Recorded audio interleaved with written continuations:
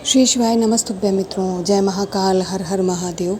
तो मित्रों, कैसे हैं आप सब? आशा करते हैं आप सब बहुत अच्छे होंगे।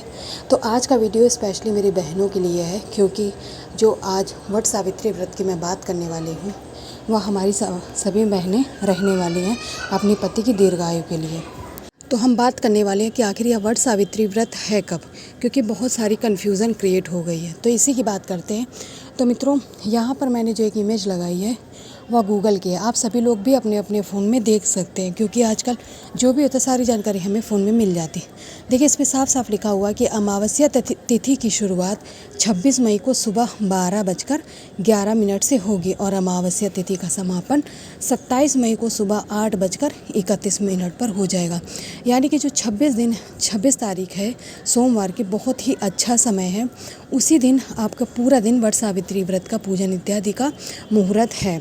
वैसे तो पूरा दिन ही कोई शाम तक तो करेंगे नहीं, लेकिन उस दिन पूरे दिन रह रही है, ठीक है। और 27 तारीख को सुबह 8 बजे ही समाप्त हो जाएगी, 8:30 पे।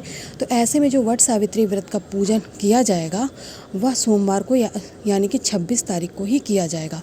अभिजीत मुहूर्त में करना बेहद शुभ माना जाता है, इसलिए सुबह 11:51 से 3 बजे तक का मुहूर्त सबसे शुभ है।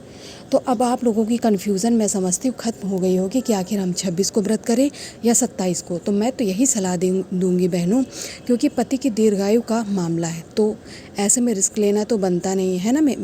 तो ऐसे में आप सभी लोग 26 मई को ही करिएगा पूजा इत्यादि। मैं भी वट सावित्री का व्रत करती हूँ, और तो मैं भी 26 तारीख को ही करूँगी, क्योंकि 26 तारीख को करना बहुत ही अच्छा माना जा रहा है। इसमें साफ साफ लिखा भी है कि अभिजीत मुहूर्त में करना बहुत शुभ होता है। तो आप सभी लोग भी 26 तारीख को करेंगे, ठीक है। अब आप सभी लोग जानते ही होंगे कि आखिर इसमें करना क्या होता है।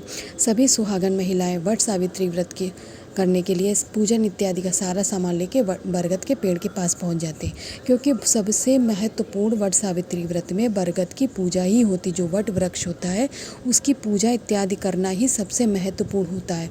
उसमें परिक्रमा कितनी करनी है, वैसे तो ऐसा कोई ख़ास नियम नहीं है कि कितनी परिक्रमा करें, लेकिन बहुत से जो गुरुजी हैं उन लोगों ने बताया हुआ है कि अगर 108 परिक्रमा आप करते तो बहुत अच्छा माना जाता है।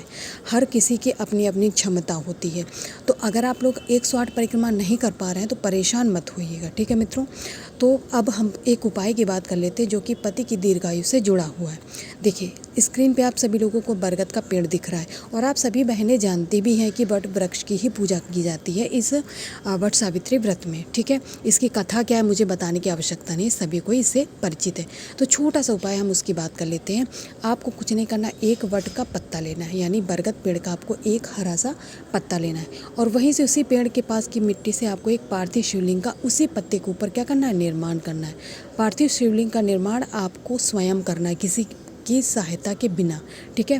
पार्थिव शिवलिंग का निर्माण करने के बाद में जो भी पूजन इत्यादि की सामग्री आप लोग ले गए हैं उससे कर दीजिएगा। बस आपको करना क्या है, जब आप इसका पूजन शुरू करेंगे या समाप्त करेंगे, आपको शुरू करते समय ही वटकेश्वर महादेव जी के नाम से करना है, ठीक है। और हाँ, जैसा कि मैं परिक्रमा की बात कर रही थी, तो वट सावित्री व्रत में परिक्रमा का बहुत अधिक महत्व होता है, और मैंने बताया भी आप लोगों को कि यदि 108 परिक्रमा कर लेते तो बहुत ही अच्छा माना जाता है। पर हमारी क्षमता अगर नहीं है तो आप 11, 21, 51 जितनी आपकी स्वेच्छा हो कर लीजिएगा। अपने हाथ में आपको अनाज का कोई भी दाना रखना है।